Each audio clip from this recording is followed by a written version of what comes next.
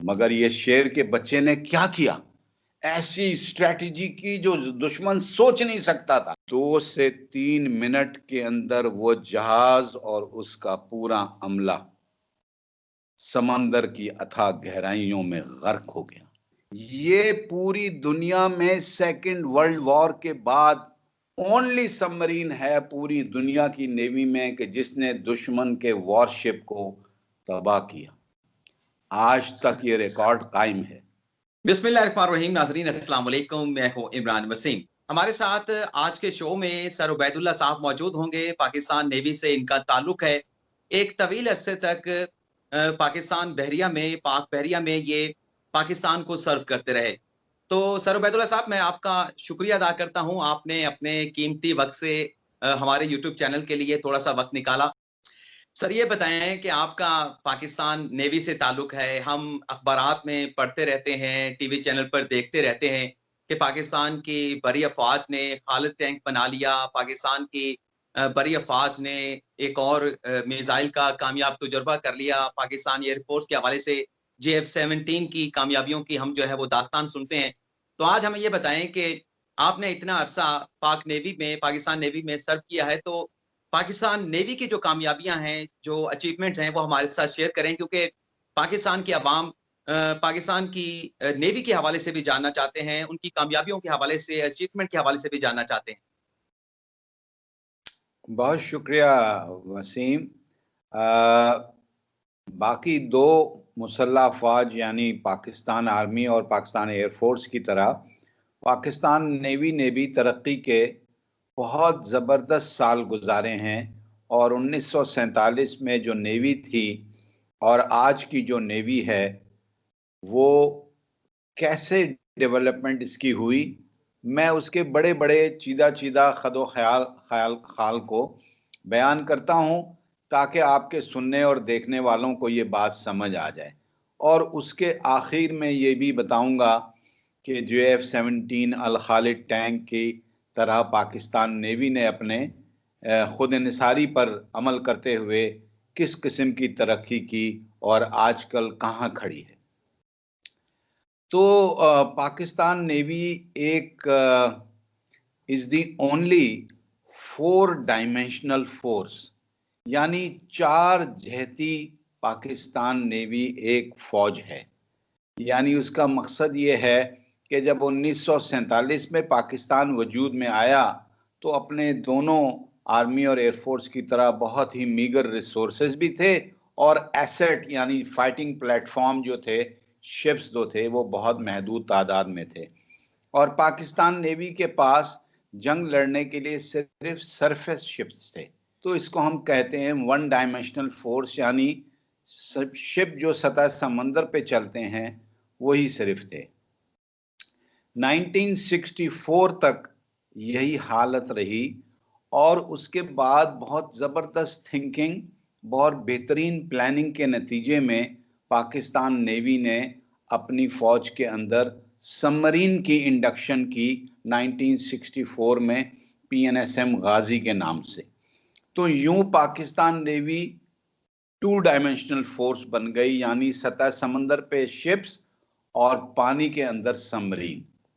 और कुछ टाइम गुजरा तो अर्ली 1970s में 72-34 में पाकिस्तान नेवी ने बाकी दुनिया की एडवांस नेवीज को देखते हुए और ज़रूरत को महसूस करते हुए कि हमारा जो अय्यार और चालाक दुश्मन है वो 1947 में भी वही था और आज भी वही है, तो हमें अपनी तरक्की को जारी रखना चाहिए और डिफरेंट एरियाज में अपनी महारत हासिल करनी चाहिए। तो इसको मद्देनज़र रखते हुए अर्ली 70s में पाक बहरिया में एविएशन का इंडक्शन हुई, यानी पाकिस्तान नेवी की अपनी हवाई फौज है।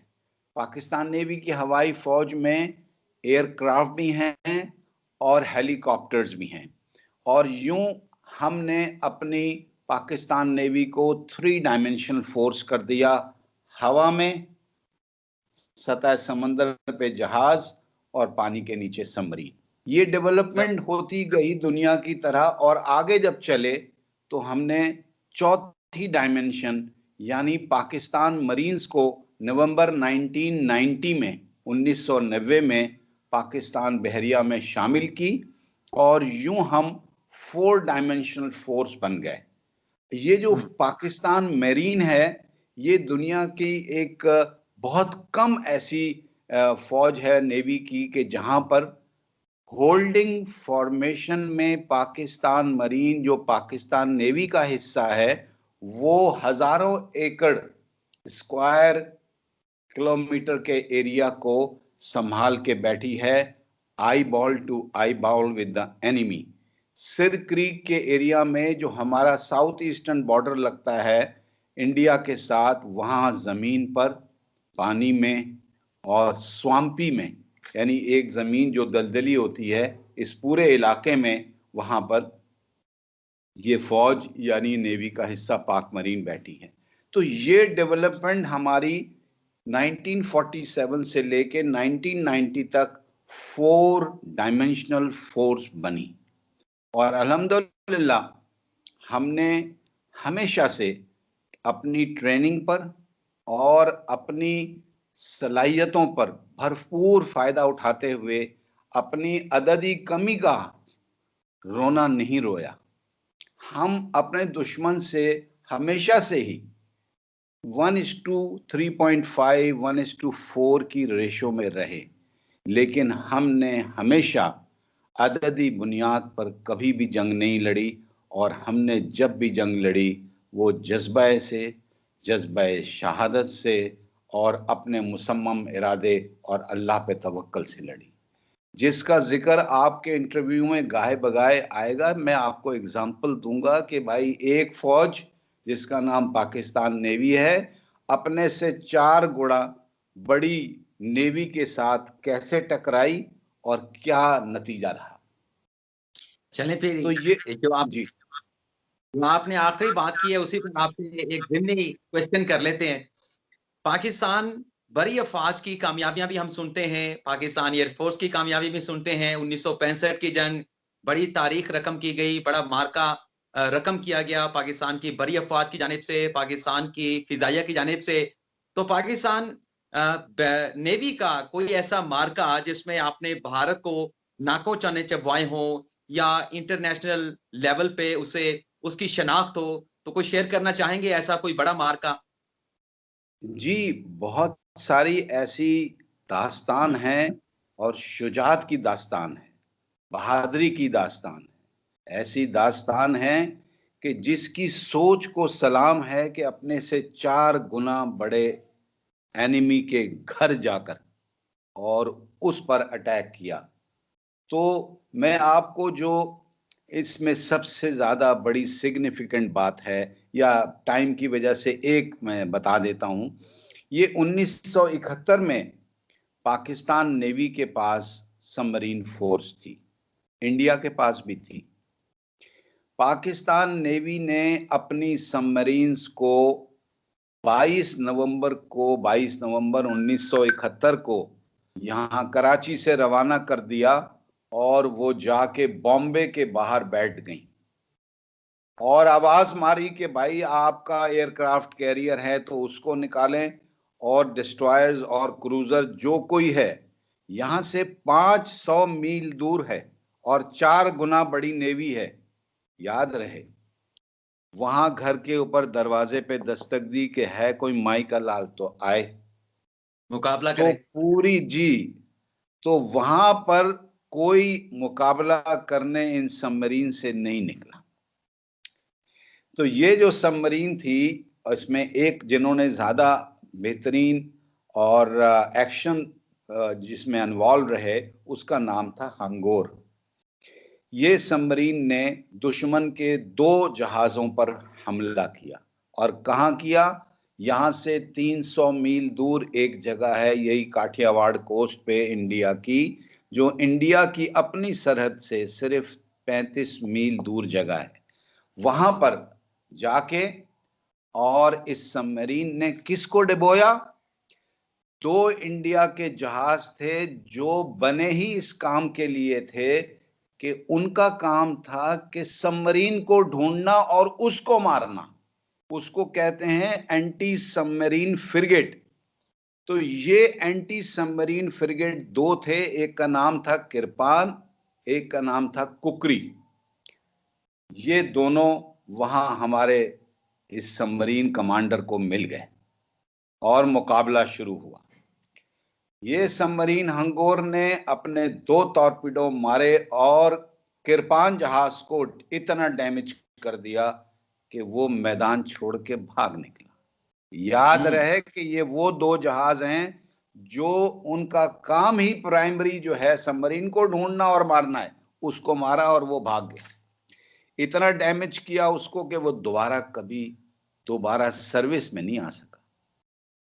दूसरा जहाज ने देखा कि मेरा जो साथी था वो डैमेज हो गया है, अब सबमरीन की पोजीशन बिल्कुल वाजे हो गई है कि यहां है, तो मैं अब इस सबमरीन को मारूंगा।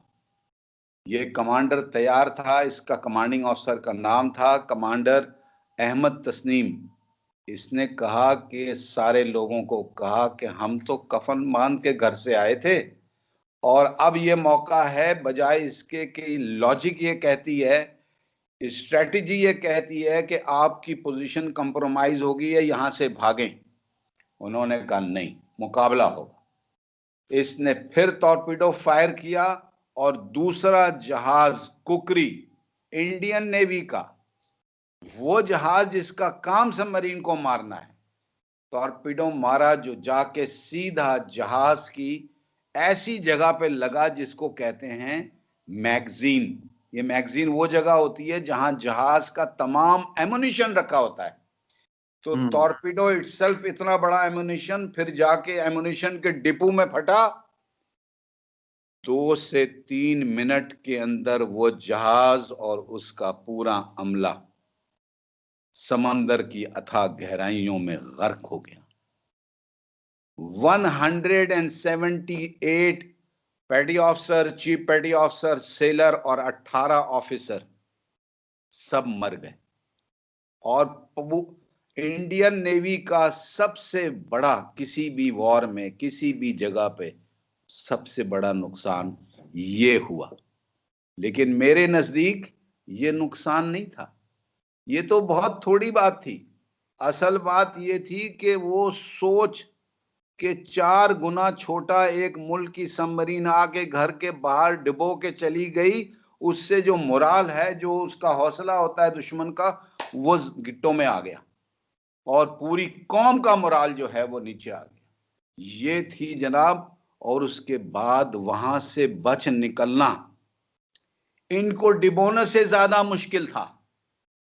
दुनिया में जो लोग भी सबमरीन की लड़ाई से वाकिफ हैं, उनको पता है कि अगर सबमरीन की पोजीशन क्लियर हो गई कि यहां है या 5 या 10 मील के अंदर अंदर है, सबमरीन के पास भागने का कोई रास्ता नहीं है, सिवाय इसके कि वो 99% डूब जाएगी। मगर ये शेर के बच्चे ने क्या किया, ऐसी स्ट्रेटजी की जो दुश्मन सोच नहीं सकता था। उसने बजाय वहां से भागने के मुंह मेरा तरफ इंडिया के कर दिया और वो उस रास्ते में बम फेंकते रहे कि जिस रास्ते से पाकिस्तान जाने का रास्ता था, और वो सबमरीन वहां कभी नहीं गई।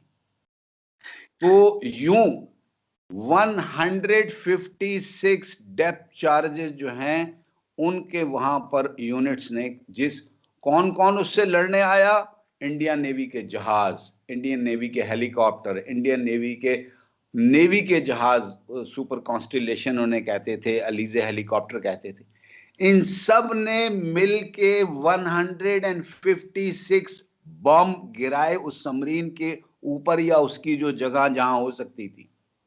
एक एक बम जो है 200 किलोग्राम का था। तो आप बताएं एमुनिशन कितना गया, 30-35 हजार किलोग्राम से ज्यादा। मगर अल्हम्दुलिल्लाह, और माइंड यू, ये पूरी दुनिया में सेकेंड वर्ल्ड वॉर के बाद ओनली सबमरीन है पूरी दुनिया की नेवी में कि जिसने दुश्मन के वॉरशिप को तबाह किया। आज तक ये रिकॉर्ड कायम है, किसी दूसरे कन्वेंशनल सबमरीन ने दुश्मन के जहाज को आज तक तबाह नहीं। आप कह रहे जबरदस्त सर, थे एक सुना दो, मैं आपको एक सुना दिया। जबरदस्त सर, आपने इतनी जबरदस्त बहादुरी की, शुजाअत की मिसाल सुनाई कि मेरा दिल नहीं किया कि आपको इंटरप्ट करूं। और यही हमारी फौज की कामयाबियां हैं, यही हमारी फौज की बहादुरी और शुजाअत है, जिसको सुनने के बाद हमारे अवाम जो है अपने फौज के ऊपर फख्र भी करते हैं और अपने फौज के साथ इन्हीं कामयाबियों की वजह से उनके साथ अपनी मोहब्बत और प्यार का इजहार भी करते हैं।